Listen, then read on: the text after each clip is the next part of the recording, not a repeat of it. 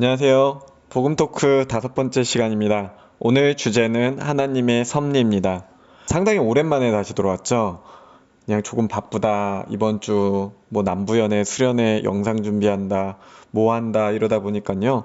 정말 시간 너무 많이 갔더라고요. 그래서 시간을 아끼라 라는 성경의 말씀도 있듯이 조금 많이 딜레이 됐지만 다시금 시간 꼼꼼히 아껴 쓰면서 이 복음 토크 교회 가르침 업로드 하겠습니다.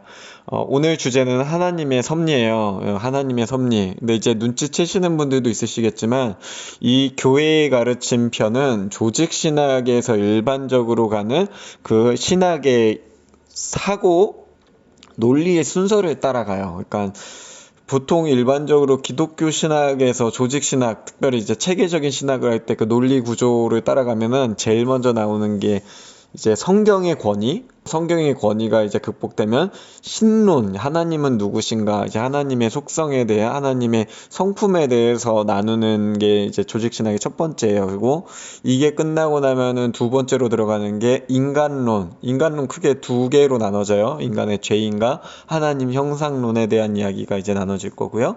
그 다음에 인간론이 마치고 나면은 그 다음에는 이제 기독론으로 들어가겠죠. 그리스도가 누구신가, 왜 예수 그리스도가 어떤 분이시고 하나님의 아들은 우리에게 어떤 의미가 있는가. 그리고 이제 기독론이 마치고 나면은 그 다음엔 구원론으로 들어가요. 이제 그 그리스도를 믿음으로 우리가 구원을 받는 이제 논리적 단계에 대해서 사유되고 그 체계화된 것들을 다루는 게 이제 구원론이 되겠죠. 구원론을 마치고 난 후에는 이제 교회론이 시작돼요.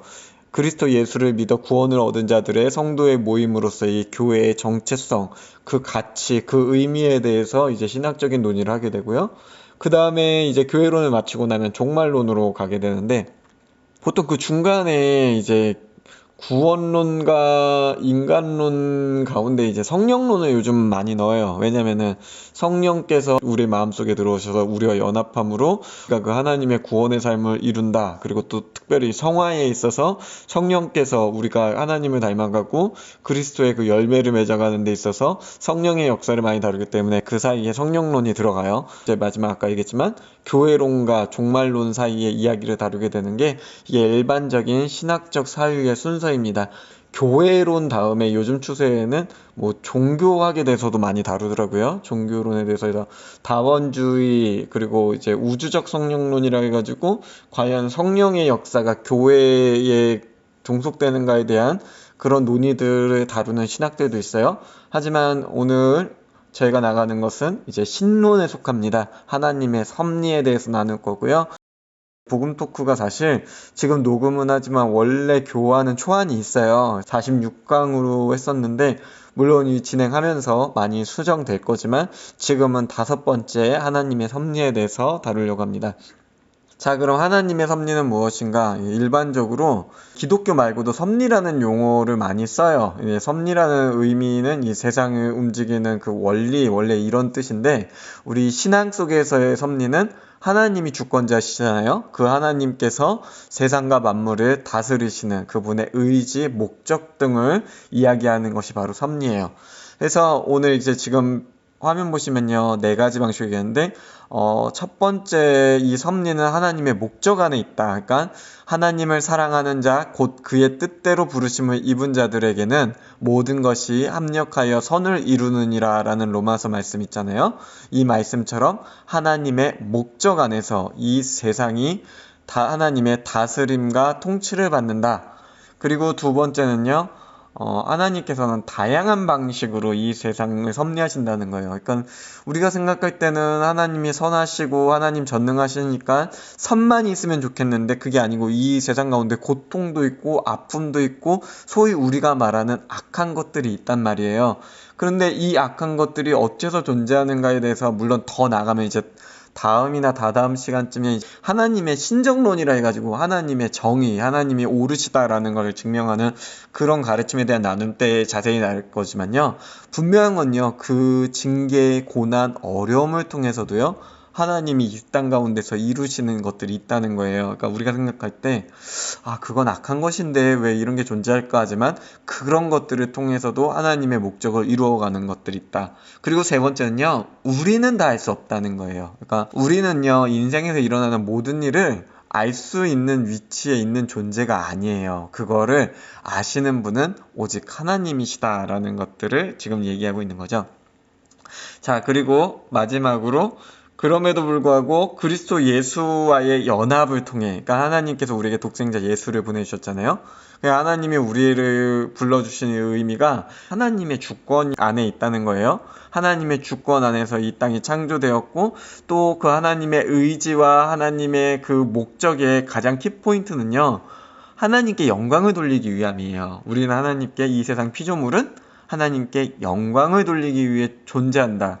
그런데 그 존재의 목적을 통하여 우리가 지음을 받았는데, 그것을 우리가 떠났잖아요. 그걸 떠났고 죄된 상태로 놓여 있을 때에 그리스도 예수를 우리에게 보내주사 그 하나님의 영광 돌리기 위한 우리의 존재 목적을 회복시켜 주셨고, 고로 우리 삶의 바른 길을 나아가는 하나님의 창조 목적에 바르게 동참하는 길은 그리스도 예수를 믿음으로써 주의 길로 나아간다. 근데 그것을 우리의 신앙적인 고백으로 그리스도 예수와 연합함으로 우리가 믿음의 길로 나아갈 수 있다라는 것들을 고백하고 있는 거예요. 자, 컨텐츠 중요한 포인트들 다시 한번 짚을게요. 자, 첫 번째로는 창세 전부터 이미, 그러니까 그냥 일단 만들고 보고 우리가 그냥 우연히 태어났고 이런 게 아니라는 거예요. 하나님의 창세 전에서 이미 계획단 은혜와 계획 안에 있다. 그리고 두 번째, 하나님의 계획에 우연은 없다. 같은 맥락으로 이어지는 거겠죠. 그리고 세 번째, 아까 전에 제가 강조했지만 세계의 존재 목적은 하나님의 영광을 나타냅니다. 그리고 마지막으로 하나님은 우리를 돌보시는 주님이시다. 이렇게 네 가지 간단하게 언급하고 오늘 마무리 짓게요. 자, 창세전부터 이미 하나님의 섭리는 무엇인가? 라는 질문으로 다시 돌아갈게요. 갈라디아서 1장 15절에서 16절 보면요. 그러나 내 어머니의 태로부터 나를 택정하시고 그의 은혜로 나를 부르시니가 그의 아들을 이방에 전하기 위하여 그를 내 속에 나타내시기를 기뻐하셨을 때에 내가 곧 혈육과 의논하지 아니하고 라고 고백하고 있어요. 이거 갈라디아서 누구의 고백인가요? 사도 바울의 고백이에요. 사도 바울이 내가 지금 부름받아서 하나님의 전도자로 사역자로 나아가고 주님의 뜻을 증거하는 그 이유가 지금 내가 우연히 어떠한 것들을 통해서 깨달음을 얻어서 그냥 그 우연한 선택들에 의해서 결국 내가 이렇게 되었다라고 얘기하는 게 아니라요. 하나님께서 먼저 나를 택하시고 하나님의 은혜로 이미 나를 구원하시고 부르신 이가 나에게 이방의 복음을 전하는 사명을 이미 계획하셨고 그것을 기뻐하셨다는 거예요. 그러니까 이게 내가 내 가족과 의논하고 내 누군가와 의논함으로 내가 무엇을 경험함으로 나아간 것이 아니고 이미 하나님의 계획 안에 있었다는 거죠. 하나님께서는요, 세계를 창조하시기 전에 이미 이 피조세계, 그러니까 하나님이 지음받은 것들을 피조세계라고 얘기하는데 이 피조세계를 향한 계획을 가지고 계셨어요. 그리고 두 번째로는 하나님께서는 분명한 목적을 가지고 세계를 창조하셨다. 이 목적 앞에서도 언급했고 뒤에서도 다시 언급할 거지만 다시 한번 말씀드릴게요. 하나님의 목적은 하나님의 영광을 나타내기 위함이에요. 그리고 마지막으로 하나님께서는 이 순간에도 우리와 함께 하시며 이 세상을 돌보시는 하나님이시다라는 것을 기억하시면 좋을 것 같아요. 자, 두 번째, 하나님의 계획에 우연은 없다. 지금 이 세계의 존재, 우리의 삶은요, 필연적으로 하나님이 계획하신 거예요. 여러분 중에 우연은 없어요. 이제 우리의 그 출생의 불행함을 묵상하시는 분들도 있어요. 제 친구들 중에서도 원치 않는 자녀였는데 낳았고 그래서 내가 사랑받지 못했다. 내 정체성에 혼란을 겪는다. 나로 말미암아 내 주변에서 누군가가 불행해지는 것 같다라고 말씀하시는 분들이 있는데요. 그건 하나님의 계획 뜻이 아니에요. 그냥 여러분 주변에서 여러분에 대해서 평가하는 것일 수 있지만 그게 옳은 게 아니에요. 여러분은 하나님의 필연적인 계획에 의해서 존재하는 분이에요. 자, 에베소서 1장 11절 말씀 읽을게요.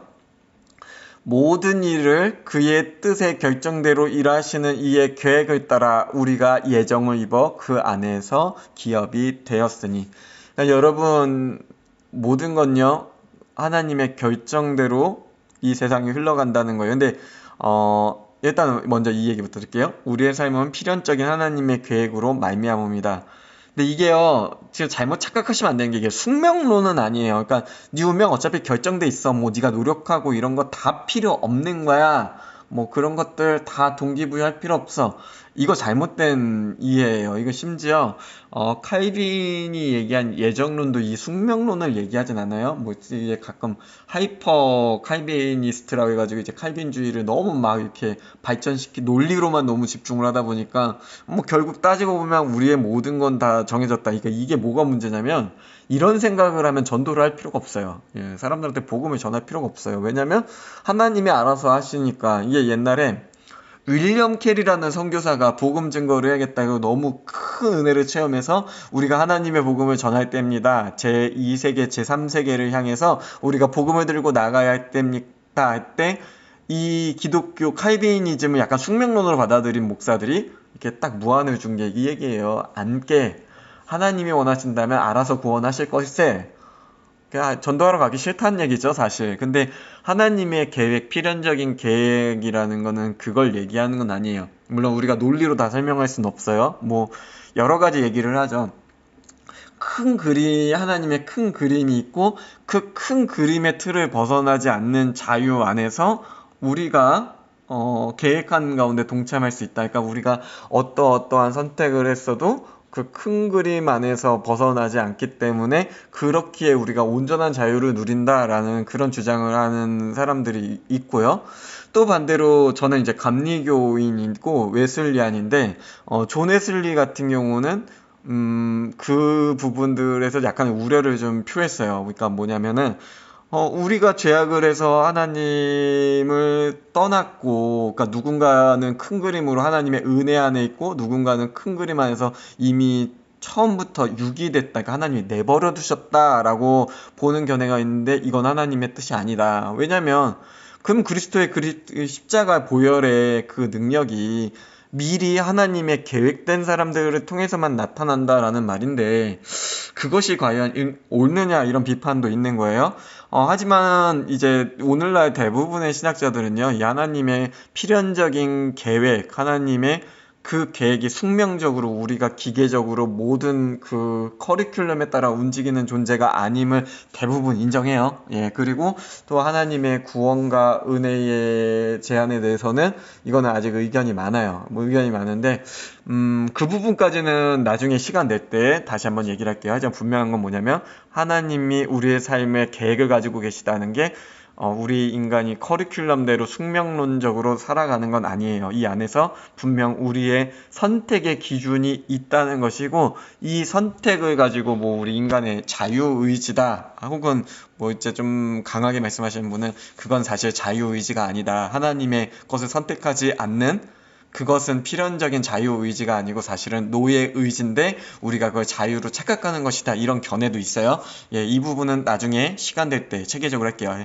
지금 제가 드리고자 하는 말씀은 우리의 삶은요, 하나님의 계획 안에 있고 여러분은 절대 우연히 이 땅에 온 존재가 아니라는 거예요. 하나님의 그 필연적인 사랑과 계획으로 말미암아 왔고 그럼에도 불구하고 이게 우리가 어떤 커리큘럼에 맞춰 기계적으로 움직이는 숙명론을 말하는 것은 아니다.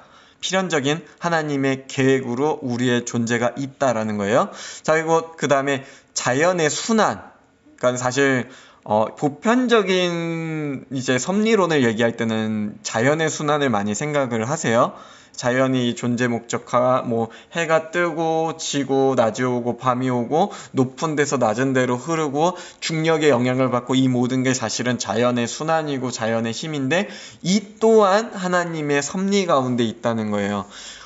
흔히 사실 이 자연이라는 단어 자체가 스스로 존재한다는 말이에요. 그래서 어떻게 보면 자연이라는 어휘의 의미는 이제 우리 기독교 신앙하고 조금은 대치돼요. 예.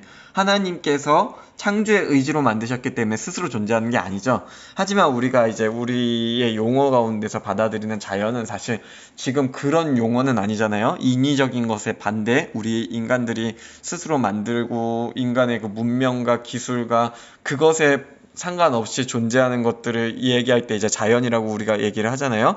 근데 이것들도 하나님의 창조 질서에 반하는 것은 아니다. 그러니까 이게 다 하나님의 섭리 안에 있다는 거예요. 자연과 하나님의 계시. 그래서 하나님이 드러내심을 계시라고 하는데 이걸 두 가지로 얘기를 하죠. 일반 계시와 이제 특별 계시로 나누는 거예요. 그 이유가 분명한 거죠. 일반 계시는 이 자연의 순환 속에서 하나님의 드러내심, 창조주의 섭리를 우리가 깨닫게 하는 거고, 특별 계시는 그 가운데서도 우리의 삶 가운데 들어오셔서 우리에게 하나님을 드러내시는 거예요. 그래서 그 가운데서 우리가 하나님의 뜻을 깨닫는다. 근데 이제 특별 계시에만 너무 꽂히면요, 이 자연 계시를 등한시하는 어려움이 있어요. 마치 뭐 자연은 하나님의 뜻이 아닌 양, 뭐 그냥 과학의 영역이냐? 그렇지 않아요. 예, 자연의 순환 또한 하나님의 섭리 가운데 있는 거예요. 자, 그리고 역사 속에서 하나님이 개입하심은 멈춤이 없다.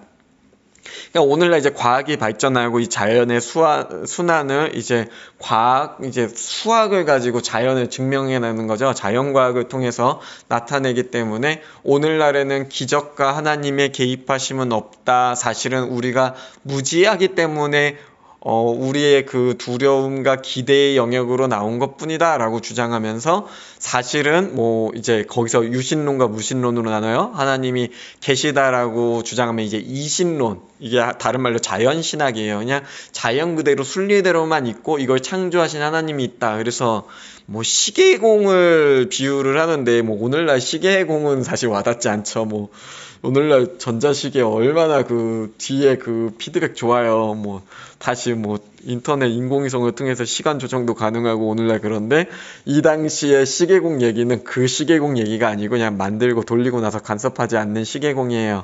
예, 뭐 가끔 AS, 그 당시 뭐 AS 개념이 오늘만큼 좋지도 않았고 그 개념의 시계공 얘기인데, 혹시라도 이거 보시는 전도사님, 목사님들 가셔서 좀 설교 시간에 시계공 얘기하지 마세요. 이 성도님들 안 와닿아요. 지금 얼마나 시계가 좋은데. 예, 그 얘기가 아니고 이신론은 자연신학이에요. 그냥 자연의 섭리대로 돌아간다. 이제 무신론으로 가면 이제 자연 철학이 되는 거죠. 자연의 섭리의 이치에 대해서 논하는 이제 학술적인 흐름.